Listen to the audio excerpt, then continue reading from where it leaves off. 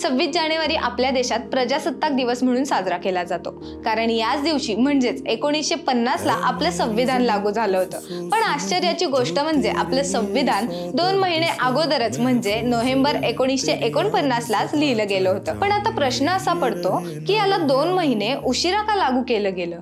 तर यामागे एक खास गोष्ट आहे, ती म्हणजे 26 जानेवारीची तारीख। ही तारीख पहिल्यांदा 1930 मध्ये खास बनलेली होती, कारण 1930 मध्ये याच दिवशी इंडियन नॅशनल काँग्रेसने भारताला संपूर्ण स्वातंत्र्य घोषित केलं होतं आणि पहिल्यांदाच रावी नदीच्या किनाऱ्यावर तिरंगा फडकवला गेला होता।